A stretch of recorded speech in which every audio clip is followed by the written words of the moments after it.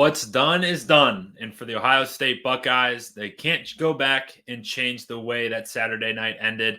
It still is an Ohio State 32-31 loss to the Oregon Ducks, but it's not as detrimental or season altering as some losses like this have been in the past. Anthony Maglin here with another quick game episode on Ohio State Buckeyes on SI.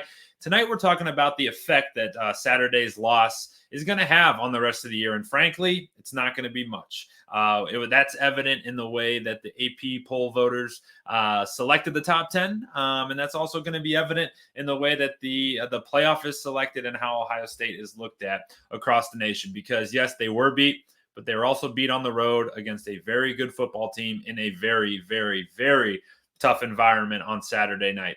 And they did have the opportunity, but they were almost able to get it done and steal a win against Oregon. But luck was not on their side. Time did run out, and we can't go back and change it. But for Ohio State, you got to feel really, really good. Going into next week, and Ohio State will be on a bye.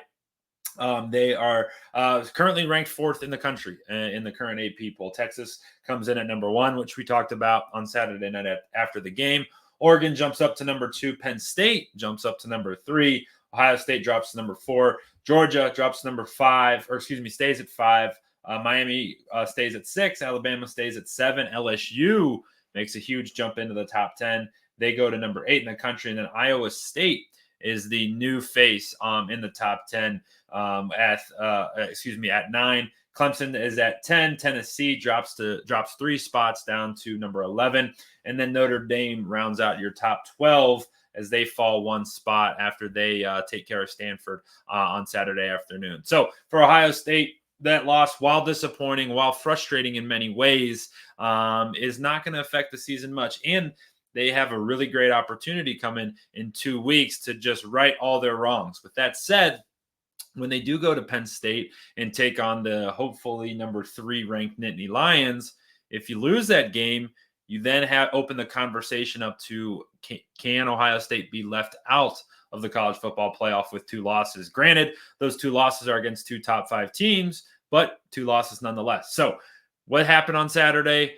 You lost all your room for error. There's no more room for Ohio State to slip up and fall. The nice part is you're not done. You're still squarely in the playoff conversation, and you're still absolutely one of the top teams in the entire country. So you've got to feel okay about it. Get back to the drawing board during the bye week. Get your rest. Get healed up.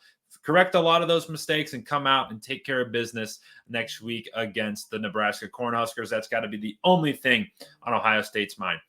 Subscribe to our channel. We love doing content just like this all week long. We love getting you set on game days. We love recapping the games afterward. We love doing film sessions on Sunday mornings, getting you ready for college football. We have so much content that comes your way throughout the week. Hit that subscribe button and be alerted every time that we set something live for you.